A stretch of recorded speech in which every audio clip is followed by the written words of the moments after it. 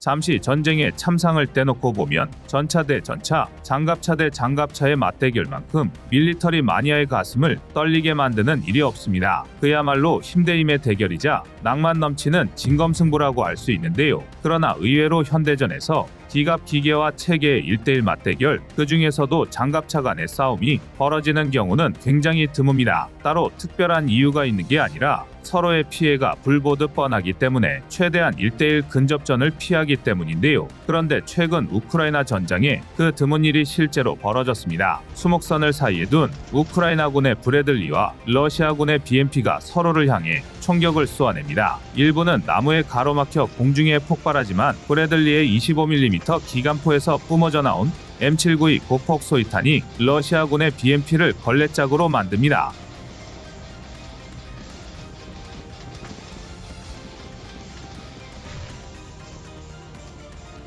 결국 브래들리의 공격에 BMP가 꽁무니를 빼려는 순간 대량의 집속탄 자탄이 쏟아지고 영상을 촬영하던 우크라이나군 자폭 드론이 최후의 일격을 가합니다.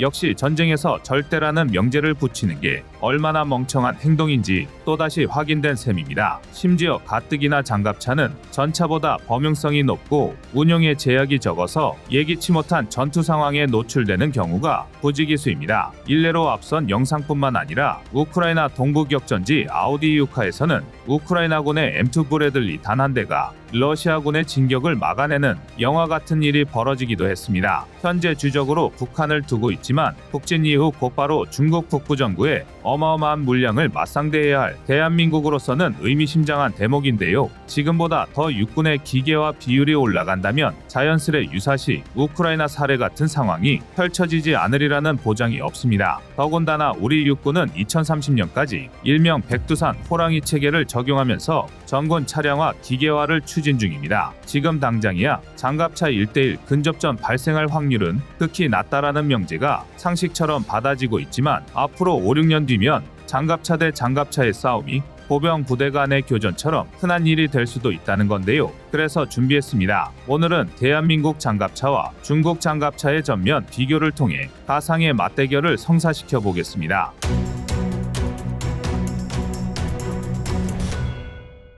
구독과 좋아요, 알림 설정 부탁드립니다. 우선 M2 브래들리가 어떻게 BMP를 이길 수 있었는지 알아볼 필요가 있습니다. 우크라이나군이 미국에게 지원받은 M2 브래들리는 1981년부터 운용되어 온 매우 구식의 IFV인데요. 하지만 미국 무기체계답게 초기 양산형부터 개량을 염두에 둔 설계가 적용되었고 현대화 개량을 통해 지금도 주력 장갑차의 한 종류로 전선에서 활약하고 있습니다. 실제로 간단하게 무장만 살펴봐도 현대 장갑차 기준으로는 약간 화력이 부족한 편이긴 하지만 M242 부시마스터 25mm 기관포와 토12 대전차 미사일을 탑재하고 있는데요. 그런데 한 가지 재밌는 점은 이런 전반적으로 준수한 성능은 러시아군의 BMP 역시 마찬가지라는 점입니다. 다만 화질 탓에 영상 속에 등장하는 BMP가 BMP2인지 BMP3인지는 확인되지 않는데요. 하지만 아우디이우카가 상당한 격전지인 만큼 BMP3로 가정하면 M2 브래들리와 비슷한 시대인 1987년 처음 전력화를 시작해서 현재까지도 수출이 이루어질 정도로 러시아를 대표하는 장갑차입니다. 무장 역시 100mm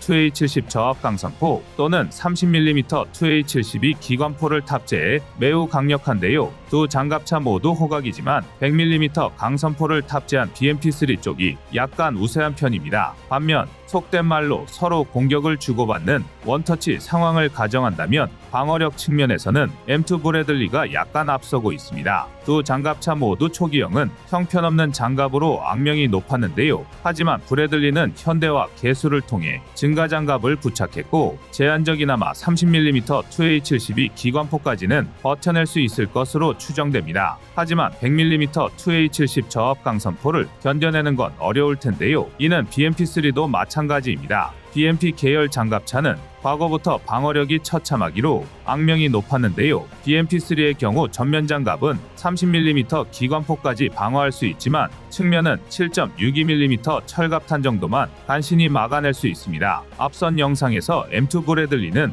M792 고폭소위탄을 발사한 것으로 보이는데요. 이쯤이면 BMP-3의 전면 장갑을 완전히 관통하기는 힘들 테지만 측면, 후면은 과장 조금 보태서 아예 차체 자체를 관통하고도 남을 수준입니다. 화력과 방어력이 모두 엇비슷하다면 우크라이나군의 M2 브래들리는 어떻게 러시아군의 BMP를 상대로 우위를 점할 수 있었을까요? 영상을 분석한 전문가들은 사격 통제 장치가 결정적인 역할을 했다고 추정하고 있습니다. 예를 들어 브래들리의 경우 꾸준한 개량을 통해 사격 통제 장치를 현대화했고 GPS 기반 차장용 전용 조준경과 조종수시야 장치 개선, C4I 네트워크 장비 개량 등이 더해졌는데요. 특히 브래들리의 12배율 열상 장비는 야간에도 무리 없는 교전이 가능할 만큼 성능이 훌륭합니다. 물론 BMP-3 역시 2005년부터 개량을 통해 레이저 거리 측정기, 열화상 카메라, 호수 조준 등이 부착되긴 했지만 그 수준에 대해서는 의구심이 많습니다. 그리고 아니나 다를까 우크라이나 전장에서 펼쳐진 다수의 장갑차 교전을 통해 그 실체가 까발려지고 있는데요.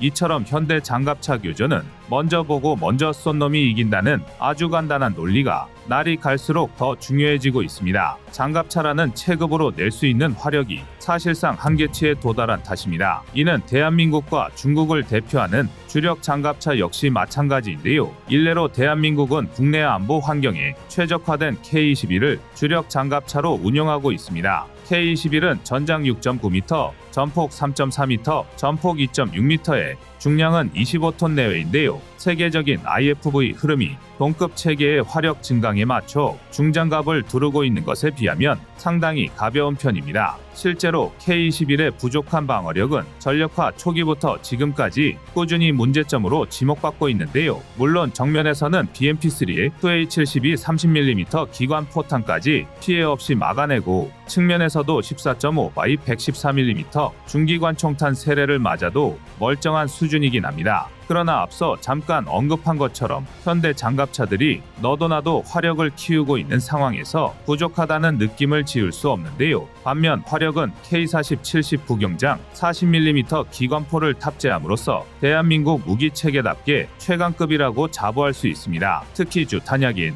K-237 날개 안정분리 철갑탄을 사용할 경우 평균 220mm 이상의 장갑을 관통할 수 있는데요. 이쯤이면 전차를 제외하고는 K-21의 포격 앞에서 버텨낼 수 있는 체계는 전무하다고 봐야 합니다. 그렇다면 중국은 어떨까요? 당초 중국 장갑차는 러시아의 BMP 계열을 그대로 카피해서 만든 게 대부분이었습니다. 당연히 단점도 그대로 계승해서 취약한 방어력이 약점이었는데요. 이 흔적은 중국이 독자 노선을 걷기 시작한 뒤 개발한 GBD-04A식 장갑차에서도 찾아볼 수 있습니다. GBD-04A는 전장 7.2m, 전폭 3.2m, 전고 2.5m의 우락부락한 차체에 어울리지 않게 전투 중량은 24톤 남짓으로 오히려 K-21보다 낮은 수준입니다. 자국 최신의 장갑차답게 중국이 자세한 정보를 공개하지 않았지만 전면 20에서 30mm 방어와 측후면 14.5mm로 추정되는데요. K-21과 크게 다르지 않은 수준입니다. 한편 무장에서는 매우 큰 차이가 보이는데요. GBD-04A에서는 BMP-3와 동일한 100mm 2A-70 저압 강선포를 확인할 수 있습니다. 얼핏 2A-70 저압 강선포는 100mm라는 구경과 어마어마한 포신 때문에 상당히 강력해 보이는 주포인데요. 하지만 저압 강선포는 전차의 주포를 떠올리게 하는 외경과 다르게 경량화된 차체에서 사용할 수 있도록 발사체의 속도를 낮추고 화력을 줄여 반동을 억제한 포입니다. 당연히 최대 사거리와 관통력 역시 전차의 그것과 비교할 바가 아닙니다. 심지어 포신 압력이 낮아 관통력을 극한으로 끌어올린 날개 안정분리 철갑탄조차 운용할 수 없는데요. 다만 운동에너지 탄종을 제외하곤 호환성이 좋아서 기존 고폭탄이나 대전차 고폭탄, 호발사 대전차 미사일을 별도의 장치 없이 운용할 수 있다는 게 꼽을 수 있는 유일한 장점입니다. 그러나 아무리 이를 감안한다고 하더라도 화력은 약하면서도 구경답게 탄 크기는 커져서 GBD-04A의 경우 약 30발의 포탄과 8발의 포발사 대전차 미사일을 탑재하는 게 고작입니다. 반면 K-21이 K-37 날탄 96발, K-36 복합기능탄 84발, K-16 고폭소 예광탄 60발 등 도합 240발의 포탄을 탑재하는 것과 비교하면 전투 지속 능력 측면에서 한숨이 나올 지경입니다. 오죽하면 중국 역시 100mm 2A70 저하포와 30mm GPT-99 기관포를 GBD-04A의 주무장으로 혼합해 운용하고 있는데요. 정리하자면 화력면에서는 대한민국이 압승, 방어력은 무승부라고 할 수 있습니다. 당연히 이걸로는 만족할 수 없는데요. 중국의 물량발을 생각하면 더욱 확실한 우위를 점해야 합니다. 더군다나 앞서 말씀드렸다시피 현대 장갑차의 1대1 교전은 누가 먼저 보고 먼저 쏘느냐가 핵심인데요. 해당 측면에서 동급 체계 중 K-21을 뛰어넘는 장갑차는 손에 꼽을 정도입니다. 일례로 K-21의 사격 통제 시스템은 최소 6km 이상의 탐지거리와 3km의 식별거리를 갖추고 있는데요. 쉽게 말하면 6km 밖에서 목표물을 포착하고 3km 이내에서 피하, 차종 구분이 가능하다는 뜻입니다. 여기에 레이저, 거리 측정기와 IFF, 3세대 연령상 기반 차장 조준경, 포수 조준경 기반으로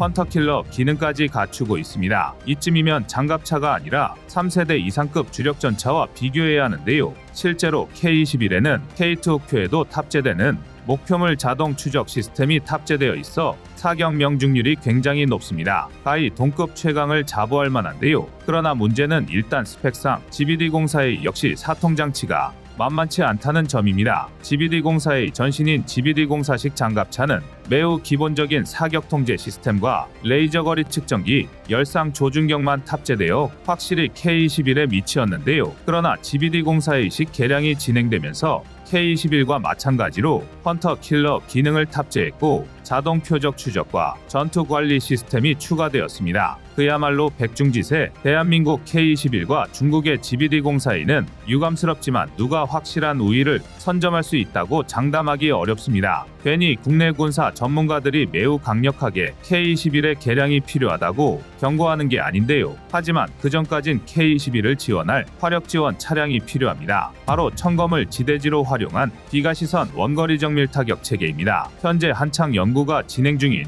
청검 비가시선 원거리 정밀 타격 체계는 K-21 차체를 플랫폼으로 12발의 청검을 탑재한 화력 지원 장갑차입니다. 지상 체계인데다 장갑차를 플랫폼으로 사용한 만큼 반동에 대한 내구력도 좋아져서 기존 8km 내외였던 사거리를 최대 25km까지 확대하는 방향을 연구 중인데요. 청검의 월등한 유도 능력을 더하면 먼저 보고 먼저 쏜다의 개념을 먼저 보고 보이지 않는 곳에서 쏜다는 개념으로 확장할 수 있습니다. 대한민국이 그토록 꿈꾸던 압도적인 전력 우위를 확보하는 것입니다. 여러분의 구독과 좋아요가 꺼리튜브 운영에 많은 힘이 됩니다. 대한민국은 466대의 K-21과 무려 1700대 이상의 K-200을 보유하고 있습니다. 또한 여기에 일부 노후화된 K-200을 대체하기 위해 600여 대의 K808, 806을 추가 양산할 예정인데요. 이 중 K-21은 대한민국의 질적 주력 IFV로서 상당히 우수한 성능을 자랑하고 있습니다. K-21은 전장 6.9m, 전폭 3.4m, 전고 2.6m의 궤도형 차체에 주무장으로 K-47 19경장 40mm 기관포를 탑재했고 부무장으로는 M62-2 7.62mm 동축기관총을 탑재하고 있습니다. 또한 K-237 날개 안정분리 절갑탄 96발, K-236 복합기능탄 84발, K-16 고폭소 예광탄 60발 등을 적재하고도 전투 중량이 25톤 남짓이라 궤도형임에도 도로기준 최고 속도가 시속 70km에 육박하고 최고 시속 40km로 험지를 주파할 수 있습니다. 게다가 비교적 가벼운 무게를 앞세워 최고 시속 6km로 수상주행까지 가능한데요.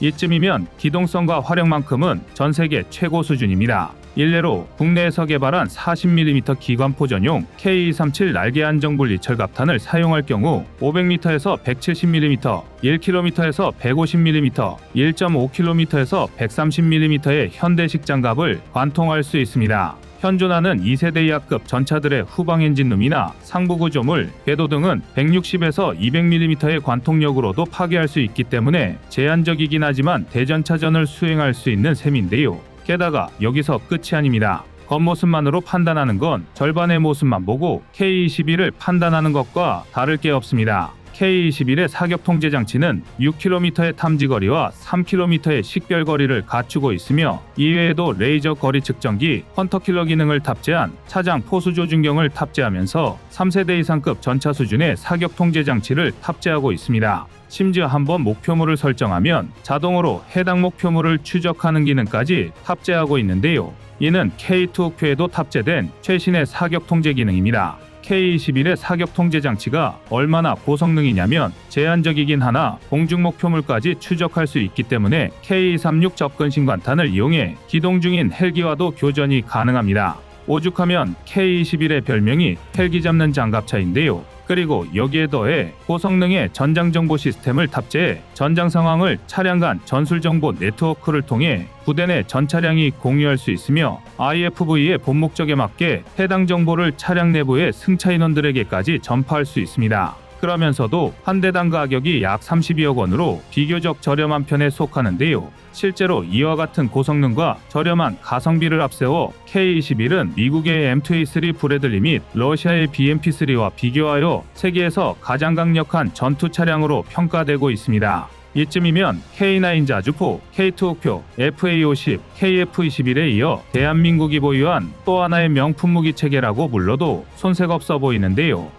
하지만 이런 압도적인 성능, 우수한 평가와 반대로 K-21은 이렇다 할 수출 실적이 존재하지 않습니다. 레드백은 호주를 시작으로 폴란드, 루마니아, 인도 등 세계 곳곳에서 관심을 보이고 있지만 이런 인기가 무색할 정도로 모태가 된 K-21은 국제무대에서 큰 주목을 받지 못하고 있습니다. 물론 수출 시장에서의 성적이 모든 걸 증명하지는 않습니다. 그렇지만 적어도 수출 실적이 우수하다는 건 그만큼 많은 나라의 엄격한 시험과 경쟁을 통과했다는 의미입니다. 이런 면에서 K-21의 국제무대 성적은 다소 아쉬움이 남는데요. 그렇지만 사실 한편으로는 당연한 결과이기도 합니다. K-21은 분명 상당한 화력과 기동성을 갖춘 우수한 장갑차지만 정작 대한민국은 2009년 K-21 배치를 시작한 이후 단 한 번의 개량도 거치지 않았습니다. K-21의 개발이 끝났을 때 우리 육군에서는 기계화 부대의 모든 장갑차를 K-21로 대체할 예정이었습니다. 그러나 결국 예산이 줄어들면서 460여 대 남짓 양산에 그쳤는데요. 정확한 필요 수량은 군사기밀로 알려지지 않았지만 이 정도 물량이면 대한민국이 보유한 최강의 창, 제7 기동군단조차 완편할 수 없는 적은 물량입니다. 유사시 북진만을 염두에 두고 방어훈련도 없이 오로지 공격훈련에만 매진하는 제7 기동군단에 K-21을 배치할 수 없다는 건 보통 심각한 문제가 아닙니다. 이에 우리 군은 한 가지 중대한 오판을 저지르고 말았습니다. 개량 대신 K-21 120대 추가 양산을 선택한 것입니다. 본래 K-21은 2022년부터 창정비에 돌입했습니다. 그리고 대한민국의 무기체계 개량 사업은 보통 바로 이 창정비 때 이루어집니다. 어차피 배치되어 있는 모든 물량을 정비창에 입고해 성능을 점검하고 고장을 수리하는 게 창정비이기 때문에 이 타이밍을 맞춰서 개량 작업까지 함께 진행해버리면 천문학적인 시간을 절약할 수 있는데요.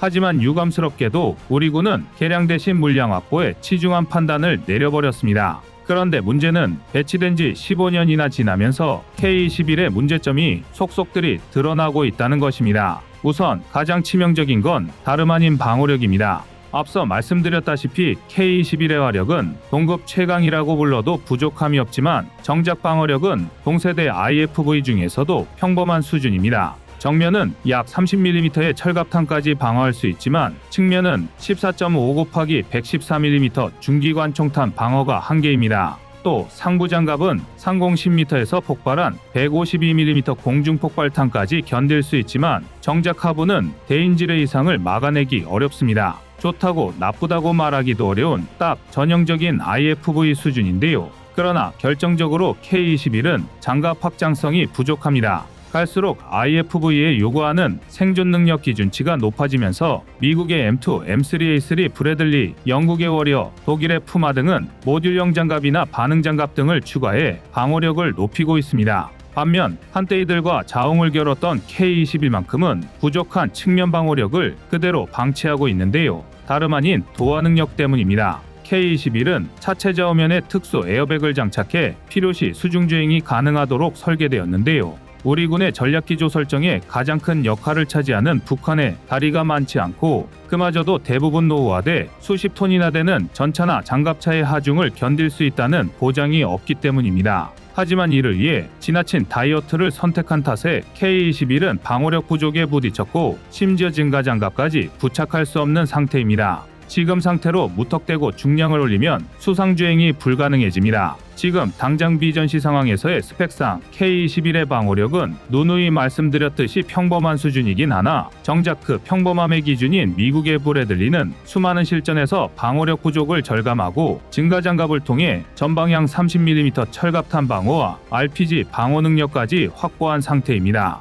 그런데 K-21은 전면을 제외하고는 측면, 후면, 상부 모두 30mm 철갑탄에 취약하고 RPG 같은 구형 대전차 미사일마저 치명적입니다. 더군다나 정작 생존성을 포기하면서 확보한 수상 도하 기능마저 기대한 성능을 제대로 보여주지 못하고 있습니다. 차체 자체가 엔진과 장갑 무게로 인해 중심이 앞으로 쏠려 있다 보니 탑승 한계 인원인 보병 9명을 태우지 않으면 균형이 맞지 않아 도하가 불가능합니다. 다시 말해 운용을 위해 승무원 3명만 탑승한 상태로는 수상주행 기능을 사용할 수 없다는 뜻입니다. 그나마 이 문제는 다급히 튜브의 공기를 차체 앞부분에 추가 주입해 전방부력을 확보하는 방식으로 해결했지만 이번에는 수중에서 2시간 이상 운행하면 감속기에 물이 들어오는 어이없는 결함이 발생했습니다. 심지어 이는 엔진실 침수를 막기 위해 역류 방지 밸브를 추가하고 배수 펌프를 2개로 늘리는 긴급 조치를 시행한 이후에도 여전히 발생한 문제인데요. 여기에 파도막이의 고질적인 내구성 문제는 2번의 침수 사고 후에 2개의 보조 파도막이를 추가한 이후에야 간신히 해결되었습니다.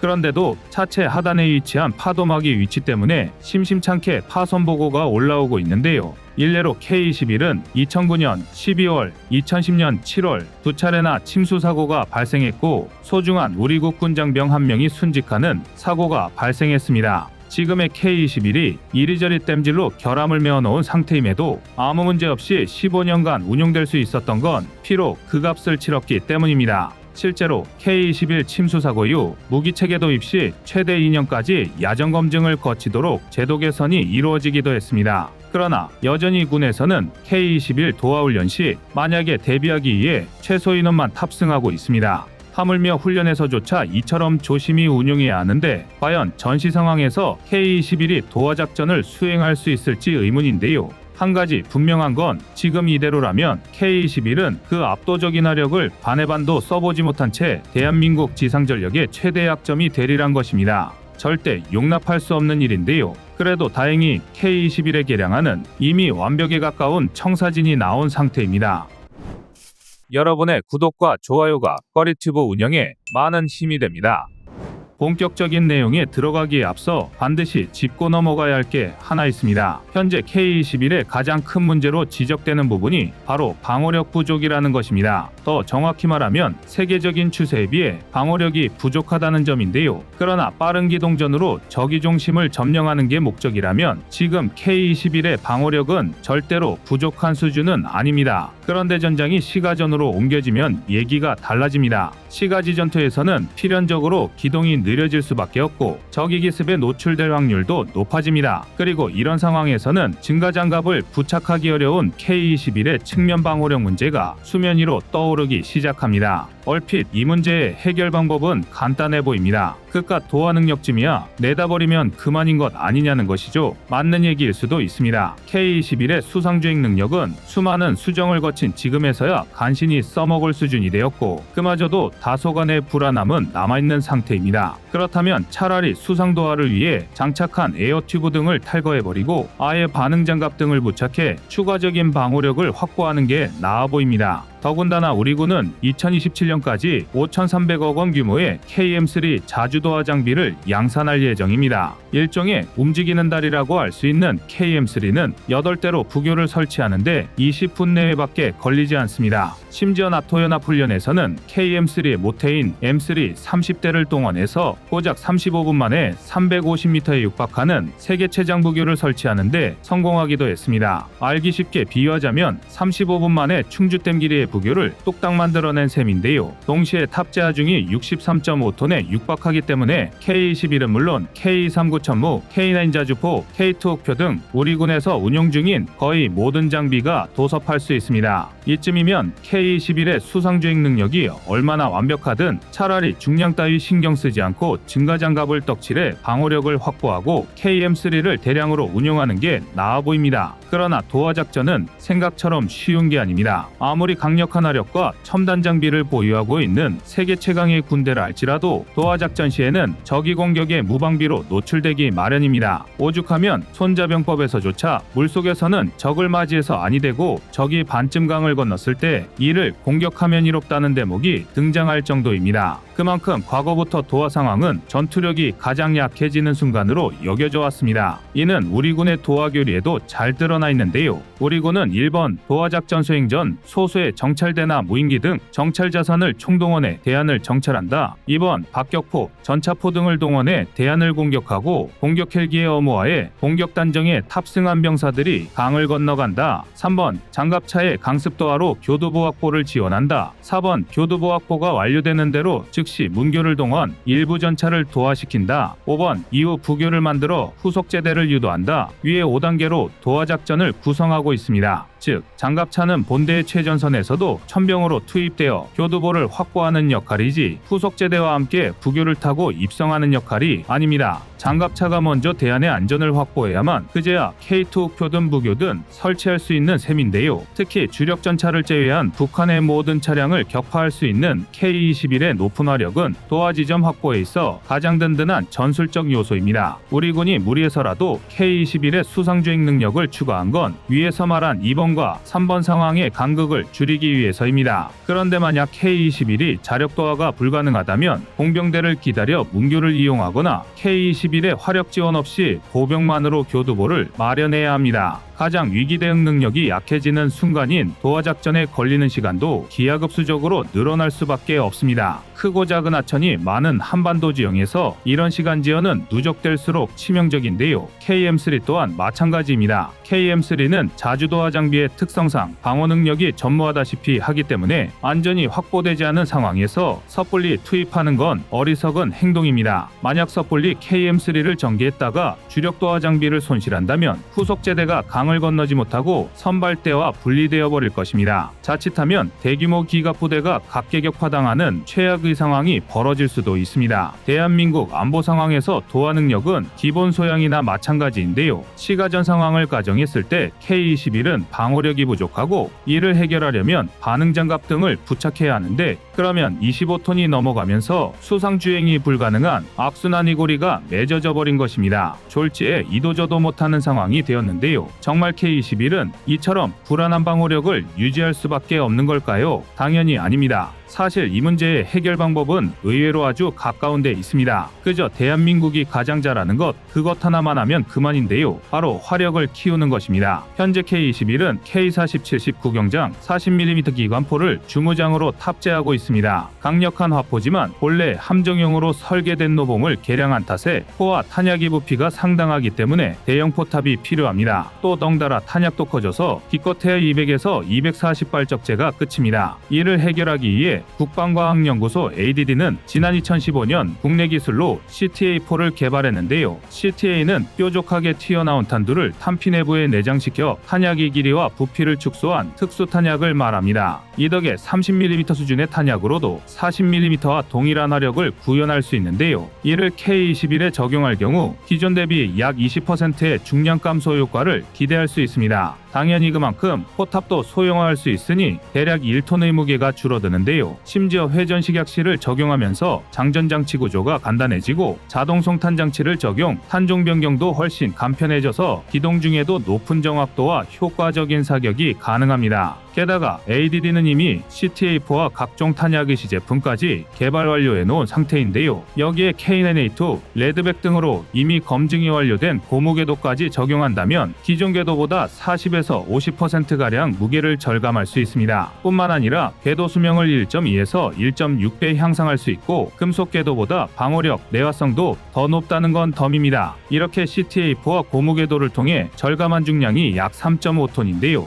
이 정도면 국내에서 K21에서 개발한 비활성 반응 장갑으로 K21 차체와 포탑 측면을 모두 덮어도 약 0.1톤의 여유 무게가 남습니다. 가로 310mm, 세로 244mm, 높이 297mm의 30kg 이하인 국산 비활성 반응 장갑은 비교적 가벼운 무게임에도 성형 작약탄부터 운동에너지탄, IED 등을 모두 방어할 수 있습니다. 여기서 끝이 아닙니다. 앞서 말씀드린 측면 전부에 반응 장갑을 부착하는 방식은 ADD에서 제안했던 K21 방호력 증강 계획의 일환인데요. 반면 이 안의 경우 승무원과 필수 장비만 보호할 수 있는 구역에 한정적으로 반응 장갑을 부착합니다. 당연히 종합적인 방호력은 1안보다 부족하지만 이 경우 중량이 1안보다 약 1톤 가벼운 2.4톤만 증가합니다. 약 1.1톤의 여유 중량을 확보할 수 있는 것입니다. K21 방호력 증강 2안은 이렇게 확보한 중량으로 다양한 추가 개량이 가능한데요. 우선 국산 대전차 미사일 현궁의 탑재가 가장 선행되어야 합니다. 이는 심지어 K21 설계 단계부터 거론되어 왔던 개량안인데요. 그러나 K21 전력화를 시작할 당시에는 현궁의 개발이 완료되지 않은 상태였고 결국 추후 성능 개량 시 적용하는 방안으로 미뤄졌습니다. 실제로 K21은 처음부터 포탑 측면에 현궁 발사대를 장착할 수 있는 자리를 확보해 놓았는데요. 이 기술 흔적은 지금도 레드백 포탑 측면에 장착된 스파이크 대전차 미사일 발사대에서 확인할 수 있습니다. 이 덕에 K21은 차내에서 미사일을 재장전할 수 있도록 설계되었고 발사대와 통제 장치를 운용하기 위해 사격 통제 장치만 개량이 이루어지면 즉시 현궁을 탑재할 수 있습니다. 이 경우 발사대와 냉각 장치를 포함한 구동 장치, 운용 컴퓨터, 미사일 레바를 모두 탑재해도 약 150kg 정도밖에 증량되지 않습니다. 그렇다면 남은 여유 중량으로 능동 방어 시스템을 적용하는 것도 가능해집니다. 일례로 K2 옥표에 탑재된 소프트킬 방식의 APS를 그대로 장착할 수도 있는데요. K2 옥표의 다영역 차장 연막탄 MSSG는 밀리미터파, 적외선, 가시광선을 모두 차단할 수 있는 특수 연막으로서 장갑 차량에 접근하는 대전차 유도 미사일을 자동으로 감지해 대응하기 때문에 적의 공격을 기만할 수 있습니다. 당연히 도하 작전 시 교두보를 마련하는 상황에서 주변 보병과 K21의 생존 확률을 기하급수적으로 높일 수 있는데요. 그런데 불과 몇 년 전만 해도 앞서 말씀드린 개량안들은 문자 그대로 거론만 될 뿐 실질적으로 적용되지 않고 있었습니다. 가장 큰 걸림돌은 시간이었는데요. ADD는 CTA4 통합에만 약 4년, 능동 방어 시스템에도 최소 2-3년의 연구가 필요하다고 보았습니다. 이에 우리 군은 결정을 유보한 채 차일피일 시간만 흘려보냈는데요. 덩달아 설계 단계에서부터 거론되었던 현궁마저 탑재되지 않았습니다. 그러나 이제 상황은 완전히 바뀌었습니다. 현존하는 가장 최첨단 기술이 집약된 레드백이 완성된 것입니다. 그리고 K21과 레드백을 제작한 하나에어로스페이스는 지금 당장이라도 예산만 투입되면 레드백에 적용된 기술을 K21에도 적용할 수 있다고 주장하고 있습니다. 레드백의 기술적 고리가 K21에 있기 때문인데요. 그나마 CTA4를 통합하는 과정에서 전용 포탑을 개발하고 소프트웨어와 인터페이스를 새로 설계해야 하는 걸 감안하면 약간의 시간이 소요되긴 하겠지만 이는 레드백 사양을 적용하는 과정에서 충분히 개발할 수 있는 레벨입니다. 즉, 이제 남은 건 우리 군의 결단뿐입니다. 여러분의 생각은 어떠신가요? 이상 꺼리튜브였습니다.